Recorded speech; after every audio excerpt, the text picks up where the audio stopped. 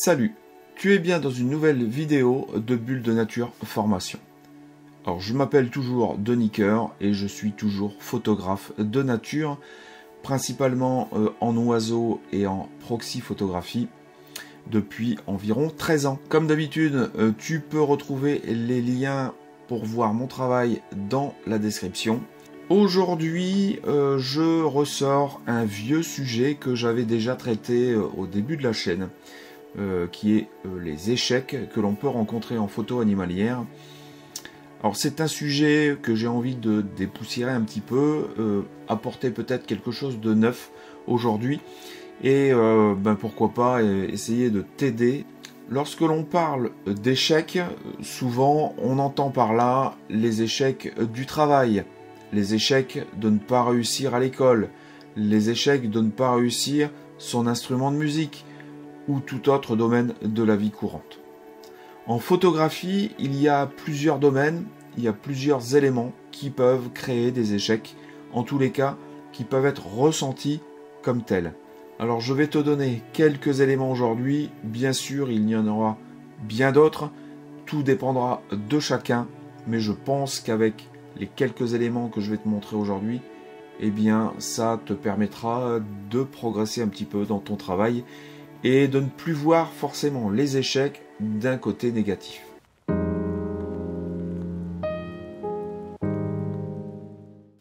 Les premiers éléments d'échec en photographie, eh bien, je les retrouve dans les réglages et dans le choix des focales. Imaginons que tu veuilles photographier un sujet et que tu veuilles fixer le mouvement. Sauf que tu vas choisir une vitesse trop lente, tu n'arriveras pas à avoir ce que tu veux en finalité sur ton image, puisque tu auras un sujet qui sera en partie flou, voire complètement flou. Si tu veux prendre une image dans un endroit où il y a peu de lumière, et que tu veux garder une certaine vitesse pour prendre ton image, pour X raisons, eh bien si tu oublies de varier l'ouverture ou bien de monter tes ISO, tu vas te retrouver avec des images qui sont très sombres, voire complètement noires.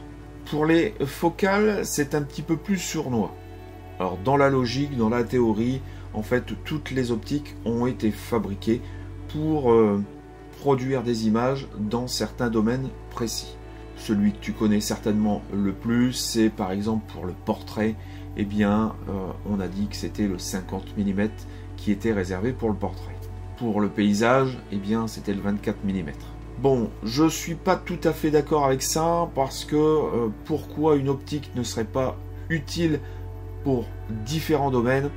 Mais ça, c'est un autre sujet que nous verrons aussi dans une autre vidéo.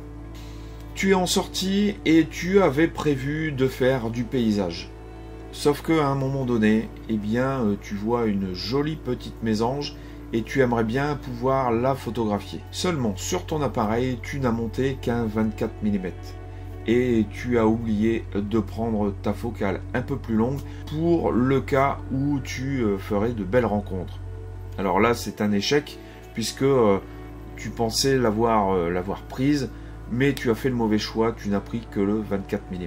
Alors ici, j'ai pris des cas extrêmes, bien sûr, mais c'est pour que tu comprennes bien l'importance de faire les bons choix de réglage et d'optique.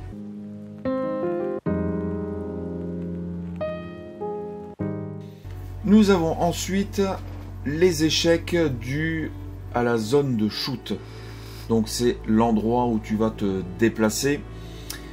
Alors même si je pourrais ici te dire que normalement tu dois savoir tirer parti de chaque situation et que tu pourrais faire de belles images, on va pas se mentir, il y a des lieux qui ne se prêtent pas aux belles images. Alors, tout simplement parce que des fois c'est très encombré et donc ça ne va pas rendre honneur à ton sujet. Et donc tu ne pourras pas cadrer correctement en fait le sujet que tu voulais photographier. Et puis parfois, eh bien, tu trouves de bons endroits, mais il ne se passe rien. Alors ça, on y reviendra un petit peu plus loin dans la vidéo, parce que il y a deux points sur lesquels il faudra que tu t'arrêtes pour justement avoir plus de chances de découvrir des choses, de faire de belles rencontres et de faire de belles images. Alors, des fois tu vas découvrir de beaux endroits, tu vas avoir des jolis bokeh. Malheureusement, ce jour-là, eh bien, les oiseaux ne vont pas passer ou le mammifère ne va pas passer à cet endroit-là. Je te donne un exemple. Pas plus tard que ce week-end, j'ai fait ma première sortie automnale. Et puis, ça m'a fait énormément de bien puisque ça faisait depuis le mois de juin que je n'avais pas fait de réelle sortie. Alors, j'avais fait quelques images durant l'été dans mon jardin, mais je n'étais pas sorti.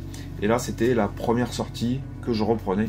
Donc, je suis sorti dimanche dans une petite réserve ornitho qui est pas très loin de chez moi. Et donc, j'étais sur le lieu à 8 h et je suis rentré, je suis reparti vers 13 h. Donc, ça fait déjà une belle sortie. Et dans le parc, quand je suis arrivé, il n'y avait pas beaucoup d'activité au niveau des oiseaux. Alors, j'ai entendu quelques chants, mais c'était vraiment pas terrible. Quasiment à la fin du chemin, il y avait une dame en fait qui était en train d'observer donc aux jumelles. Donc je ne l'ai pas dérangée, je suis resté en retrait, puis j'ai observé. Et j'ai repéré deux endroits qui pouvaient éventuellement me donner quelque chose de bien. Alors j'ai regardé, j'ai fait quelques images que je te passe d'ailleurs maintenant. Pour que tu comprennes bien l'importance d'observer. À cet endroit, eh bien, il y avait deux endroits où je pouvais réellement faire de très belles images. Seulement, il fallait qu'il y ait un oiseau qui vienne se positionner à ces endroits. Parce que j'ai observé des oiseaux, il y avait des orites à longue queue, il y avait des roitelets. Alors j'ai pas bien vu lesquels c'était parce qu'ils étaient encore relativement loin et c'est vraiment tout petit. Donc je ne sais pas si c'était le huppé ou si c'était le roitelet à 3 bandes, je ne sais pas. Et sur la deuxième photo que je t'ai montré, eh bien j'espérais qu'il y ait un roitelet qui vienne et qui fasse du surplace juste au niveau des feuilles. Et là ça m'aurait fait quelque chose de magnifique. Alors tu vois, en étant quasiment à la même place, j'avais deux types d'images qui pouvaient être différents. Sur la première image, j'aurais pu avoir un oiseau qui se place sur la branche et d'avoir tous les détails de l'oiseau parce que c'était éclairé correctement. Sur la deuxième image, là j'étais en contre-jour beaucoup plus fort. Là j'aurais pu avoir des ombres chinoises, mais un petit roitelet en vol aurait vraiment pu être magnifique. Seulement voilà, en fait ils sont passés à côté et ils ne sont pas passés à ces deux endroits que j'avais repérés pour faire des images. Et les autres endroits où ces petits groupes d'oiseaux sont passés, eh bien c'était beaucoup trop chargé en fait. Et si j'avais pris des photos, en fait je les aurais jetés. Donc j'ai préféré ne pas déclencher et pouvoir les observer. Est-ce que l'on peut considérer que c'est un échec ? Eh bien oui, parce que je n'ai pas fait d'image. Mais dans un même temps, j'ai vécu de beaux petits moments de nature. Alors je suis resté un bon moment, je pense que j'ai dû rester bien 2 heures à cet endroit.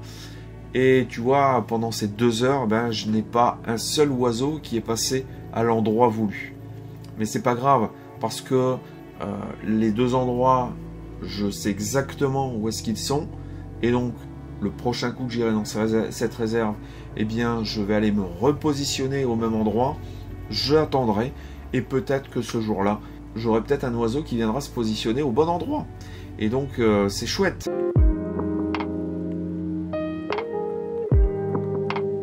Il y a aussi les échecs de la non-confiance en toi. Parce que oui, je sais que la plupart du temps, beaucoup de personnes n'ont pas confiance en elles et elles ne poussent pas assez loin leurs investigations et leurs méthodes pour réaliser leurs images. Je pense que cet échec est celui qui est le plus courant après les réglages de l'appareil photo. Je te donne un exemple, tu fais des images de champignons ou de fleurs et tu essayes de créer des arrière-plans. Tu as déjà vu comment on pouvait faire, par exemple en ramassant des feuilles mortes et en plaçant les feuilles mortes derrière ton sujet, et pourquoi pas devant, ça c'est encore mieux. Mais tu vas du coup placer des feuilles derrière ton sujet. Alors tu vas bien faire les choses, tu vas passer du temps, 15-20 minutes, à bien fabriquer, à créer ton arrière-plan, parce que tu veux quelque chose de flou, mais un joli flou d'arrière-plan. Tu arrives à ton appareil photo, tu mets ton œil dans le viseur, et là tu t'aperçois que tu as placé ton arrière-plan beaucoup trop près de ton sujet. Et du coup tu as beaucoup trop de détails, et ton flou d'arrière-plan n'est pas comme tu le voulais. Alors tu reposes ton appareil, tu retournes changer ton arrière-plan, de ce coup-ci tu le recules, sauf que tu n'as pas compris que plus tu vas le reculer, plus il va te falloir un arrière-plan assez important, et quand tu as repassé 15 minutes à recréer en fait ton petit amas de feuilles pour bien le positionner au niveau du champignon, tu reviens à ton appareil et là tu t'aperçois que là c'est beaucoup trop loin et qu'en fait tu n'as pas pris assez de feuilles et ton arrière-plan eh bien il est fondu derrière ton champignon et tu ne le vois quasiment plus. Par contre tu vois tout l'arrière-plan avec les arbres, les feuillages, et du coup tu es frustré et pour toi c'est un échec parce que tu n'as pas su gérer la création de ton image et t'en as marre parce que tu viens de passer presque une demi-heure à créer un arrière-plan et ça ne fonctionne pas, donc tu abandonnes. Et ça c'est vraiment dommage parce que avec de bonnes petites méthodes et en persévérant, eh bien tu pourrais créer de jolies photos. Alors, ne me dis pas que ça ne t'est jamais arrivé, parce que moi, ça m'est déjà arrivé plusieurs fois, et ça, je l'avais déjà dit dans des vidéos et dans des contenus sur Instagram. Avant de reconsidérer ma photographie, j'avais essayé beaucoup de choses, mais je n'avais pas persévéré en fait dans certaines techniques ou dans certaines créations.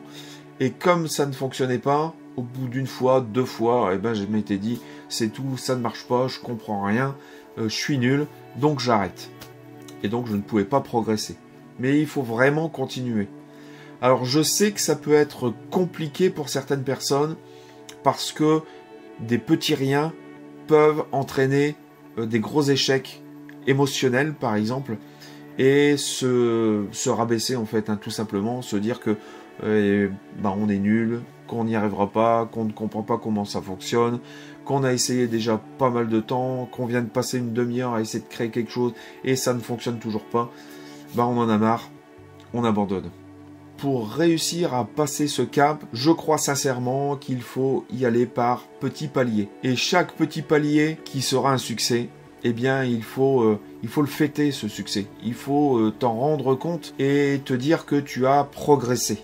Parce que au fur et à mesure, ça en fera un gros et tu arriveras à faire une image complète, correcte, comme tu le désires, au bout d'un certain temps.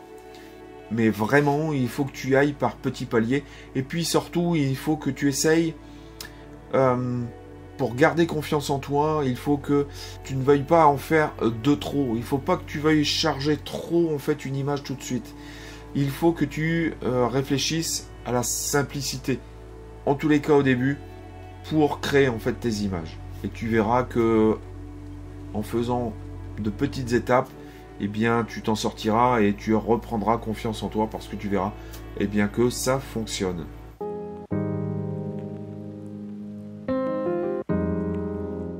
Il y a aussi les échecs sur la compréhension du vivant. Alors ici on va toucher à quelque chose de très particulier mais qui est indispensable pour toi.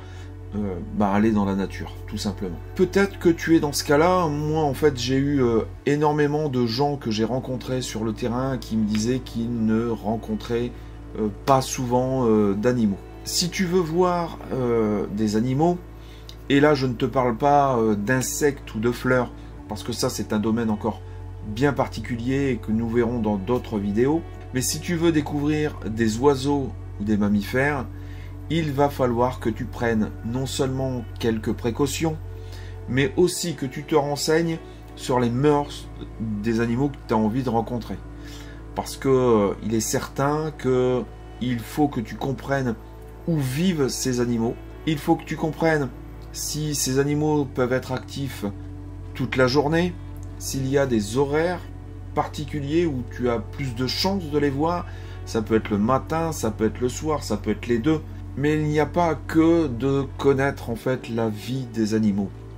Parce qu'une fois que tu vas avoir quelques idées de où tu peux les voir et de comment ils peuvent vivre, je te l'ai déjà répété maintes fois ici sur la chaîne, mais il faut, avant de vouloir prendre des photos d'écureuils, des photos de chevreuils, des photos de sangliers, des photos de hérons cendrés par exemple, il faut que tu ailles sur le terrain sans appareil photo.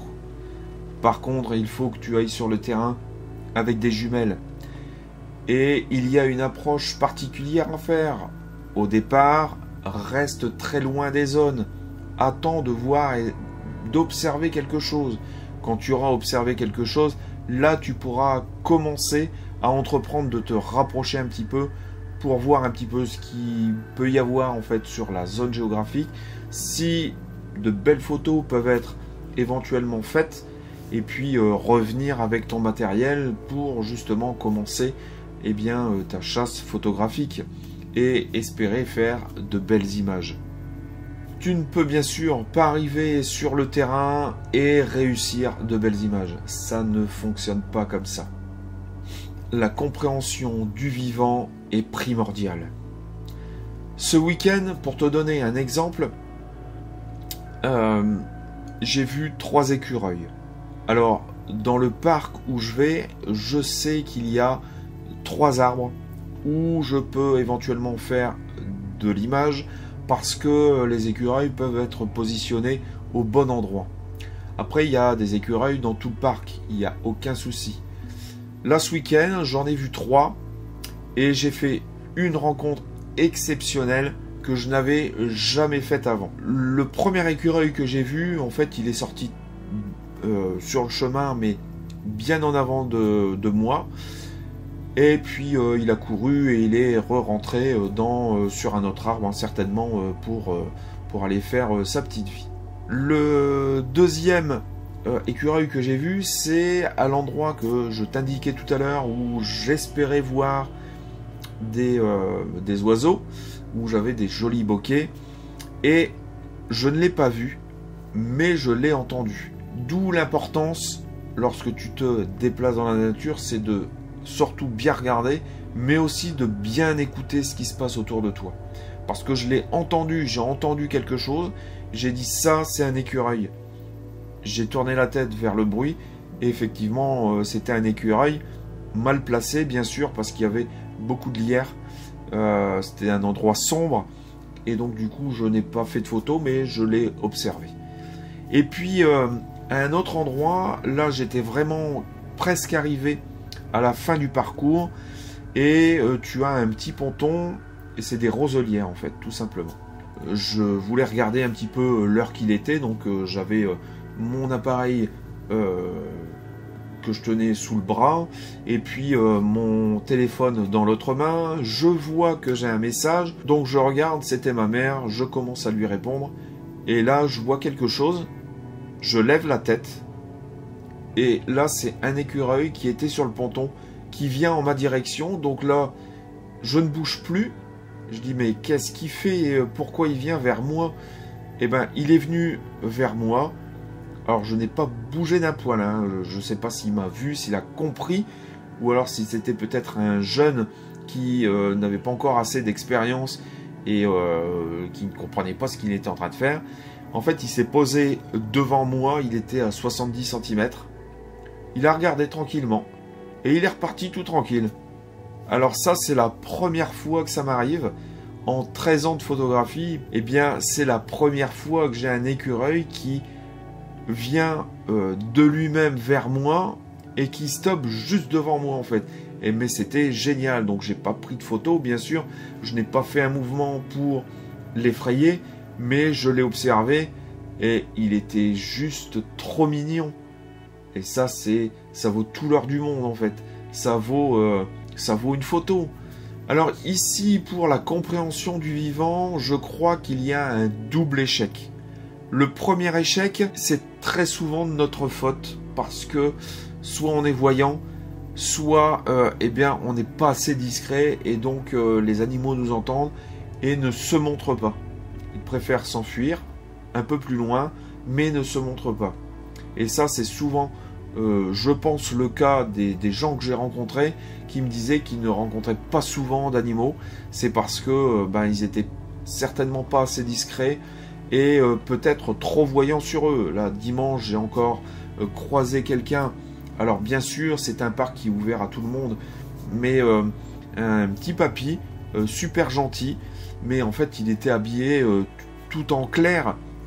Comment tu veux observer quelque chose si tu es habillé complètement en clair crème? Enfin, non, c'est juste pas possible. Il te faut des habits. Alors, je ne dis pas qu'il faut être forcément habillé comme moi, avec des affaires complètement vertes ou du treillis ou genre de choses, mais le minimum, c'est des affaires assez foncées lorsque tu vas dans un sous-bois. Voilà, enfin, c'est un minimum. Le deuxième échec que je peux voir, et qui n'est pas vraiment un échec, c'est qu'il faut bien que tu comprennes que la photo animalière, c'est une discipline qui est compliquée. Qui est compliquée parce que tu travailles avec des animaux sauvages. Tu n'as pas d'emprise sur la nature. Alors, tu vas passer énormément d'heures sur le terrain, et tu n'auras qu'une poignée, j'allais dire une poignée d'heures, mais c'est même pas une poignée d'heures, c'est une poignée de minutes, de dizaines de minutes, qui vont être récompensées pour toutes les heures que tu auras passées sur le terrain.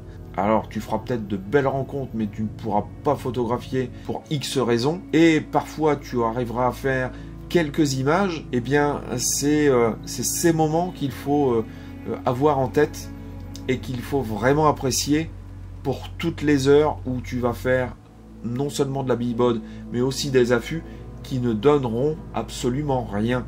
Alors bien sûr, tu verras des choses, mais pas ce que tu attends, et pas dans les conditions dont tu espérais.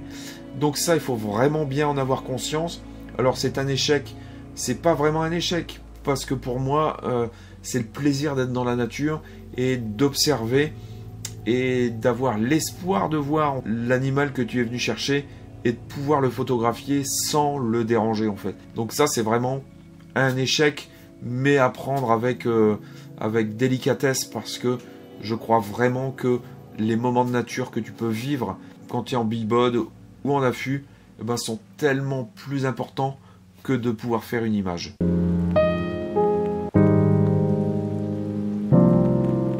Enfin, le dernier échec que je vais te donner, c'est dans l'apprentissage. Maintenant, tu sais exposer une image, tu sais régler ton appareil photo, tu sais chercher tes sujets dans la nature, tu apprends la nature d'une manière éthique et convenable pour toi observer les sujets que tu as envie de photographier. Mais tu n'es qu'au début de ton cheminement photographique qui va te prendre toute ta vie de photographe. Et là, malheureusement, désolé de le dire, mais tu vas être confronté à énormément d'échecs. Parce que c'est un domaine que je vais qualifier d'un peu plus sensoriel. Ta photographie va évoluer, mais il va falloir que tu y mettes tes tripes. Il va falloir que tu mettes tes émotions, ta vision, ton intention.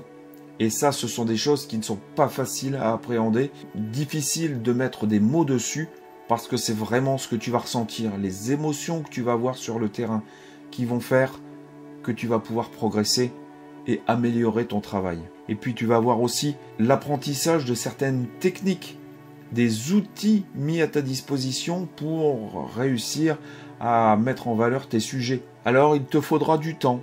Tu vas être soumis à des échecs, à des succès, puis des échecs, à des périodes de stagnation.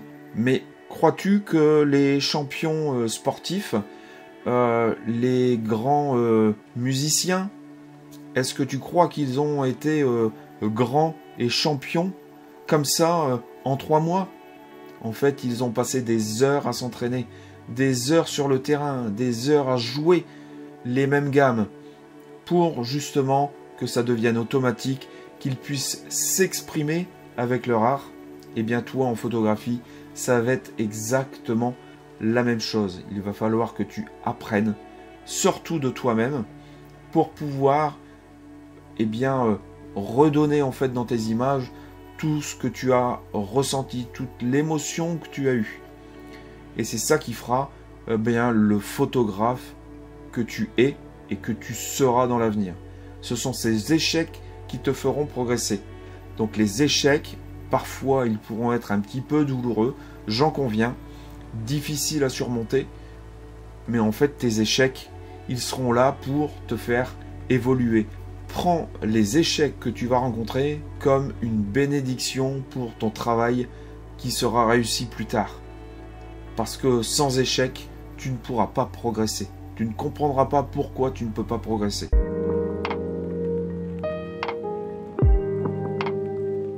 Pour conclure cette vidéo, je dirais que les échecs seront là quoi qu'il arrive. Alors, il va falloir travailler avec. Il va falloir les accepter. Je suis d'accord que à certains moments, ce sera frustrant. À certains moments, tu auras envie d'arrêter parce que tu auras vraiment un blocage. Mais je t'assure que si tu persévères, en prenant les échecs, en améliorant des petits détails au fur et à mesure, tu feras de grandes choses. Alors je te remercie d'avoir suivi cette vidéo jusqu'ici, de m'avoir écouté. Si ça n'est pas encore fait, abonne-toi à la chaîne. N'hésite pas à lâcher un petit like, un petit commentaire ou un partage si tu crois que ça peut aider quelqu'un de ton entourage. Et moi, ça m'aidera dans mon référencement et à me faire connaître. Moi, je te dis, sors faire de belles images dans la nature, mais surtout, amuse-toi avec ta passion. Et moi, je te dis à la prochaine vidéo. Ciao!